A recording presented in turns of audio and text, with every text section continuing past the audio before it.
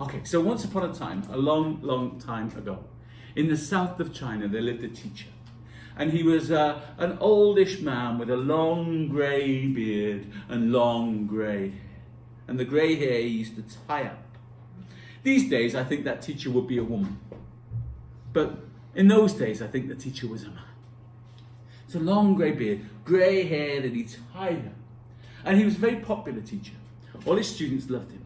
And the reason he was a popular teacher is because he didn't say much. He'd ask questions and then he'd just wait for an answer. And when he heard an answer he liked, he nodded his head. But if he was in Bulgaria, he would shake his head, wouldn't he? And if he heard an answer he didn't like, he shook his head. But if he was in Bulgaria, he would nod his head, wouldn't he? Yeah.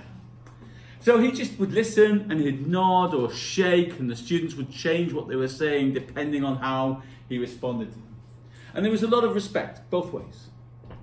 And one day he said to his students, he used to do little things, he used to do little strange things, and one day he said to his students, he said, "Students, tomorrow, if you can set me a puzzle or a riddle or something like that, puzzle or a riddle that I can't answer, I will give you tomorrow afternoon off."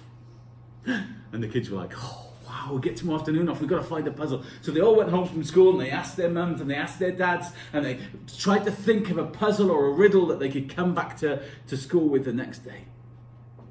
And when they got back to school the next day, there's a little buzz, a little hum, they were excited and they were hoping that the teacher remembered their homework. And he came into class and he said, "Right, I set you homework. What was your homework?"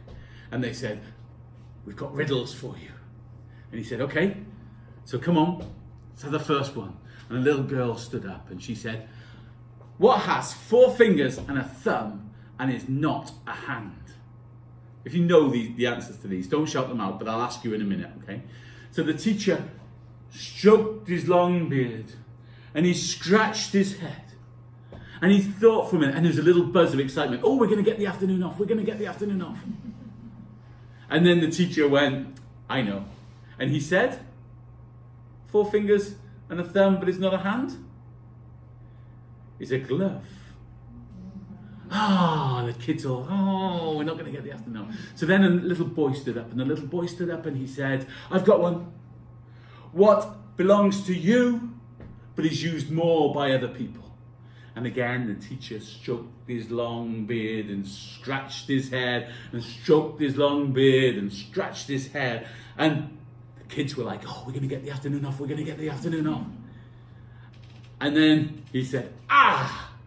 And he said, "What belongs to you?" Yeah, belongs to you, but used more by other people. A name. Oh, we're not going to get the afternoon. Another kid stood up, little girl this time again. And she said, "I've got one. What has 2 hands and a face, but is not a person or is not an animal?" And again, there was a long stroke of the beard and the scratch of the head and the scratch of the head and the stroke of the beard.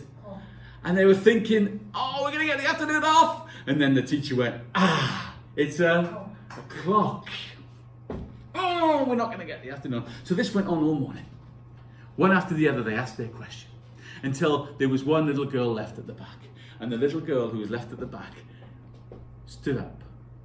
And the teacher was a little bit nervous because his best friend was the little girl's father. And the little girl's father was the storyteller of the village, the person that told stories. And the teacher and the storyteller often sat chatting away over a glass of rice wine, setting each other little puzzles. So he knew when the little girl stood up, the teacher knew he was going to be in trouble here. And she came forward with a box. And she put the box on the desk and she opened the box. And inside the box were 3 dolls. And they looked exactly the same. And she said to the teacher, "What's the difference between those 3 dolls?" And the teacher stroked his long beard and scratched his head. And scratched his head and stroked his long beard. And he picked up the first doll and looked at it. And he picked up the second doll and he looked at it. And he picked up the third doll and he looked at it. And then he looked out of the window and he saw exactly where the sun was and he said, "Class, it's break time. Go outside and play." And he looked at the dolls again and then he got his colleagues in. And the PE teacher came in and the PE teacher juggled them. Yeah? And then the maths teacher came in and measured them. And then the English teacher came in and spoke to them. But none of them could find a difference between the three dolls. And so when the class came back in, they had to say, I'm sorry, but I can't find the difference. Yes, we're going to get the afternoon off. But before you go, we need to find out. So he invited the little girl forward. And she picked up the first doll. And she leant forward and plucked a hair from the teacher's beard. Ow! Said the teacher. Sorry, she said. And she took the hair and she put it into the ear of the first doll. And it went in and down and stayed inside. Murmured the class. And then she picked up the second doll. And she reached forward and she plucked the hair out of the teacher's beard. Ow! Said the teacher. She took that hair, she put it into the ear of the second doll, and you know what? It came out of the other ear. Straight through. And then she picked up the third doll. And the teacher moved back.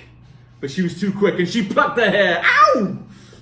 She took the hair and she put it into the ear of the third doll. And you know what? It came out of the mouth. Ooh, went the class. Ooh, went the teacher. Said the girl. And the teacher said, but before you go, we need to know why. Why? What's the symbol between these three dolls? Why does one go inside? Why does one go straight through? Why does one come out the mouth? There must be a reason. And the little girl said, the first doll, where the hair goes in, it goes down inside, and that shows the wise person. The wise person can take in information and can keep it inside them. The second one, where the hair went in and came out the other side, shows the foolish person. The person who doesn't listen. The information goes in one ear and comes out of the other. And the third one shows, well, that's the storyteller. The information goes in and then comes out. Yeah? But of course, the teacher said, well, no, I disagree. I think the first one is the selfish person. They hear things, but they don't share it. Yeah, they keep it for themselves. The second one is the clever one. The one that doesn't listen to everything. Knows when not to listen, knows when to listen. And the third one is the gossip. The one that tells stories. Comes in and goes out. But all the kids, they weren't listening by now. Because they knew that they'd won the bet and they wanted to go home. So he said, okay, you can go home. So, oh, one thing I didn't tell you about that. So I want you to think about during this talk. One thing I didn't tell you, that when that hair went in through the ear and came out of the mouth, it came out curly. It went in straight. Why? What's the difference?